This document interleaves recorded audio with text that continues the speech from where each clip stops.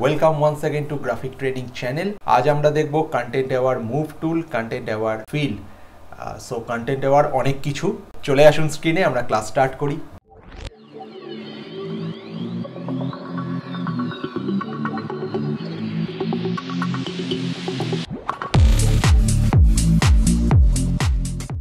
আচ্ছা, একটা জিনিস দেখুন প্রথমে, সেটা হচ্ছে আমি ধরুন ব্রাশ টুল দিয়ে যদি এরকমভাবে ড্র করি, একটা আমার ক্যানভাসে আমি যদি একটা কিছু ড্র করি, ঠিক আছে। এবারে এর ওপর দেখুন এডিট মেনু, এডিট থেকে আমি যাচ্ছি ফিলে, ফিল থেকে আসছে তো একটা ফোরগ্রাউন্ড কালার যেটা আমার সিলেক্ট আছে, একটা ব্যাকগ্রাউন্ড কালার, একটা কালার। আমি যখন কোনো কালার ফিল করছি, ধরুন আমি রেড ফিল করছি, এর ওপর আমি যেই এখান থেকে রেড নিয়ে আমি যেই ওকে করব, তো কি হয়, আমার লেয়ারের ওপর পুরো রেড কালারটাই ফিল হয়ে যায়। কিন্তু যদি এখান থেকে আমি ফিলে গিয়ে যদি প্রিজার্ভ ট্রান্সপারেন্সি অন রাখি, তাহলে জাস্ট আমার যে লেয়ারে যে কন্টেন্টটা আছে সেটুকু ফিল হবে। ঠিক তেমনই আমি যদি সিলেকশন টুল নিয়ে নিই, আমি সিলেকশন টুল আগেও বলেছি যে আমার সিলেকশন হচ্ছে আমার অ্যাক্টিভ এরিয়া। আমি যদি এখানেও গিয়ে এডিট থেকে ফিল করি আমার প্রিজার্ভ ট্রান্সপারেন্সি অন রেখে, তাহলে দেখুন আমার এইটুকু অংশ ফিল হবে। এবার এই টুলটা মানে এই মেনুর এই পার্টটা দেখানোর কারণই হচ্ছে কারণ এর কালারের পরেই আছে কন্টেন্ট অ্যাওয়ার। এবার কন্টেন্ট অ্যাওয়ার কি, আমরা কেন ইউজ করব? আমি একটা ছবি ডাউনলোড করে ওপেন করে রেখেছি। এখানে দেখুন, এটা সাবজেক্ট দেখেই বুঝতে পারছেন যে এটা কোনো একটা ওয়েডিং শ্যুট, অবশ্যই ফরেন কান্ট্রিজের কোনো। ওরা সাধারণত বিচের ধারে শ্যুট করতে পছন্দ করে, কিন্তু ব্যাকগ্রাউন্ডে প্রচুর লোক থাকে। এগুলো রিমুভ করার জন্য কিন্তু মানে এই কন্টেন্ট অ্যাওয়ার টুল খুব ভালোভাবে এফেক্টিভ।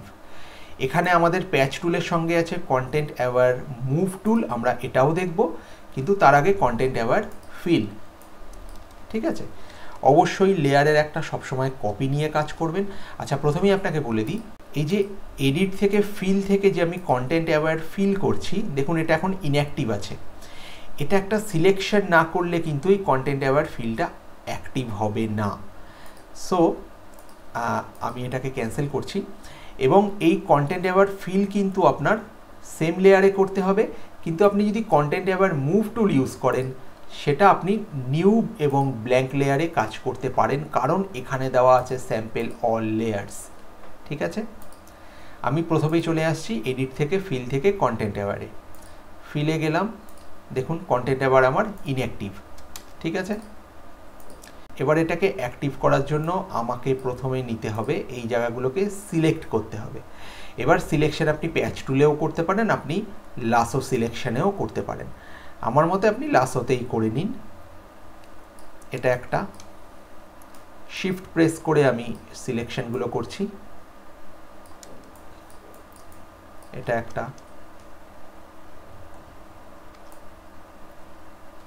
এটা একটা,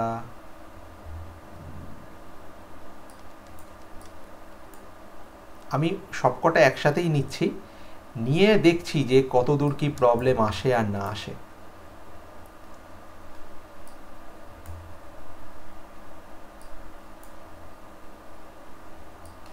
ঠিক আছে, আমি এই রাখলাম। এবার আমি চলে যাব এডিট থেকে ফিল, দেখুন কন্টেন্ট অ্যাওয়ার অ্যাক্টিভ হয়ে গেছে। নিলাম, কালার অ্যাডাপ্টেশনে রাখবো, প্রিজার্ভ ট্রান্সপারেন্সি রাখবো, রেখে আমি ওকে করব।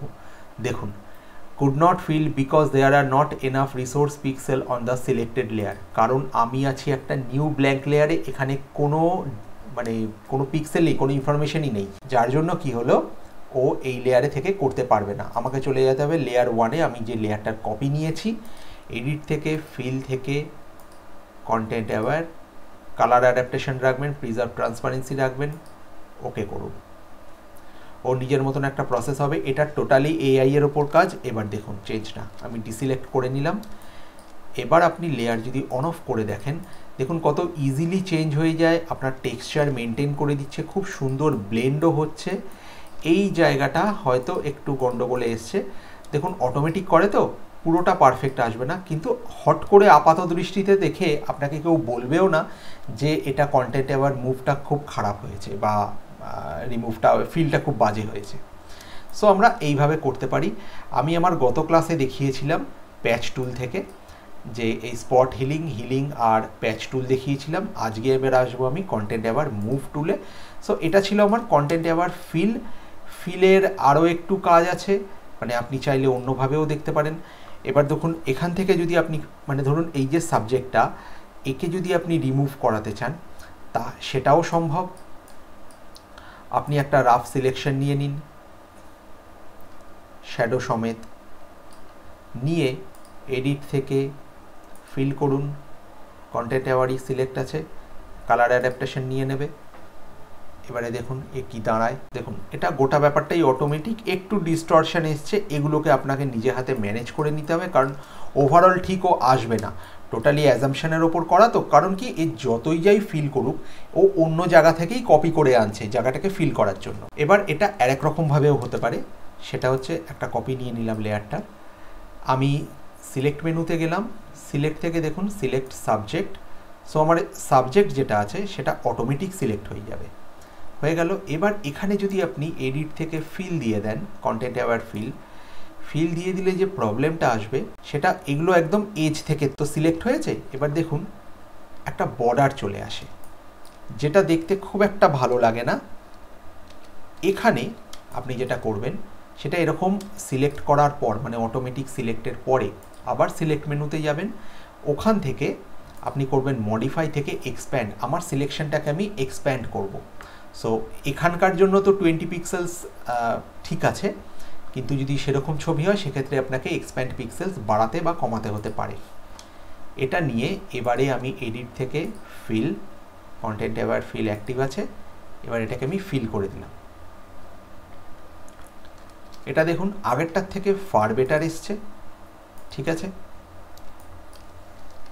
বোঝাতে পেরেছি কন্টেন্ট এবার ফিল, আমার মনে হয় আমি আপনাদেরকে ঠিক ক্লিয়ার করতে পেরেছি। যদি কোনো প্রবলেম থাকে অবশ্যই নিচের কমেন্ট বক্সে জানান, আমি প্রত্যেকটা প্রশ্নের আপনাদের উত্তর দেব। আচ্ছা, এবারে আমি আসছি কন্টেন্ট এবার মুভ টুলে। কোথায় পাচ্ছি সেটা পাচ্ছি আমি স্পট হিলিং ব্রাশ প্যাচ টুল তার নিচে। কন্টেন্ট এবার মুভ টুলে কি হবে, আমাকে তো এটা দিয়েই একটা রাফ সিলেকশন করতে হবে। আমি শ্যাডো সমেতই নিচ্ছি, কিন্তু এর অনেক সুবিধেও আছে। এটা নিলাম। এবার আমি এক্ষেত্রে একটা নতুন লেয়ারে কাজ করতে পারি, কারণ এখানে আমার স্যাম্পল অল লেয়ার্স দেওয়াই আছে, ঠিক আছে। এবার এটাকে আপনি মুভ করান, আপনি এদিকে মুভ করিয়ে নিলেন। এবার মুভ করলেই দেখুন একটা ট্রান্সফর্ম বক্স আসে। মনে করুন আপনি একে আরও দূরে শিফট করছেন, মানে আপনার ছবির কম্পোজিশনটা এমন, আপনি চাইছেন যে এর আরও দূরে চলে যাক। সেক্ষেত্রে দূরে গেলে কি হবে, অবভিয়াস ও ছোটো হবে। সো আমার বাউন্ডিং বক্সটা ওই জন্যই দেওয়া, যাতে আমি ছোট বড় করতে পারি, ঠিক আছে। এখানে গিয়ে আপনি জাস্ট এখানে দেখুন অ্যাপ্লাই বাটন আছে, অ্যাপ্লাই করুন, মানে কমিট ট্রান্সফর্ম, অথবা কিবোর্ডে এন্টার প্রেস করুন। এবার দেখুন এক তো এখান থেকে ও পুরনো সাবজেক্টটাকে ডিলিটও করে দিয়েছে, প্লাস ও আমার যে সাবজেক্টটা ছিল সেটাকে নিয়ে গিয়ে দূরে গিয়ে ছোটও করে দিয়েছে, এবং এখান থেকে যে মুভ করিয়েছে এই অন্যান্য অংশগুলো দিয়েও ফিল করে দিয়েছে।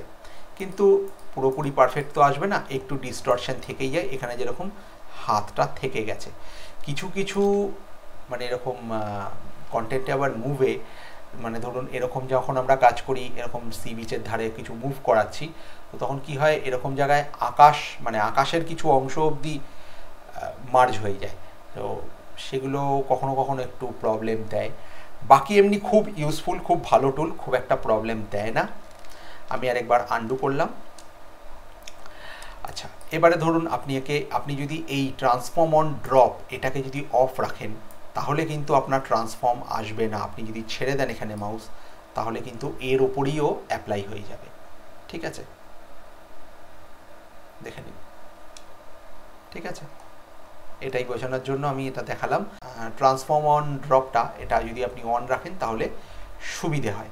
আচ্ছা, এখানে মোডস অলওয়েজ রাখবেন, মুভ সবসময় মুভে রাখবেন। এক্সটেন্ড যদি রাখেন তাহলে একে আপনি রাখতেই পারেন, সেক্ষেত্রে মানে পুরনো সাবজেক্টও থাকবে আবার নতুনও একটা চলে আসবে।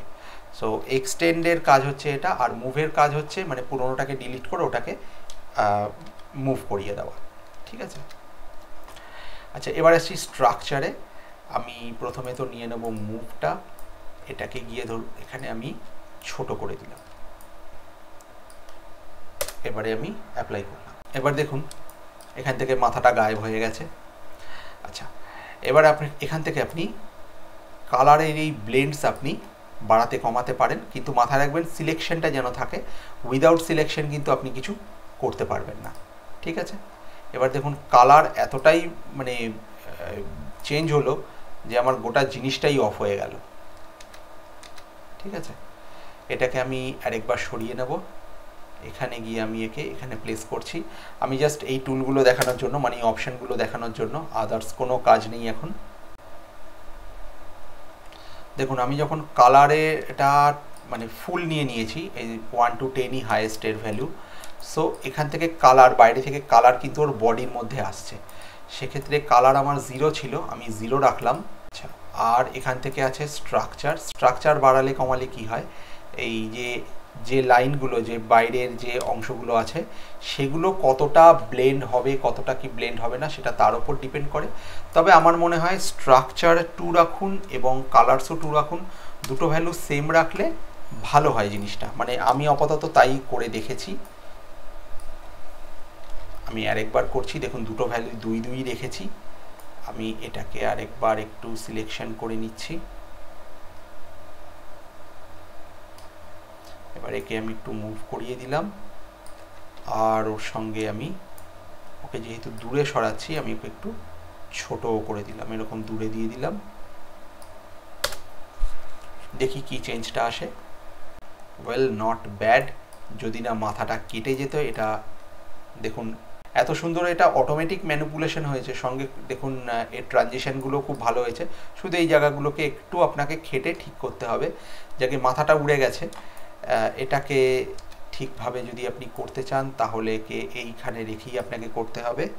আমার যেটা মনে হয় এটা ওয়াটার লেভেলের নিচে চলে আসছে, তো এখান থেকে এআই ঠিক ডিটেক্ট করতে পারছে না, ও সেটাকে অ্যাজ এ ব্যাকগ্রাউন্ড ট্রিট করছে। দেখি এখানে রেখে, আমার মনে হয় এখানে থাকবে মাথাটা।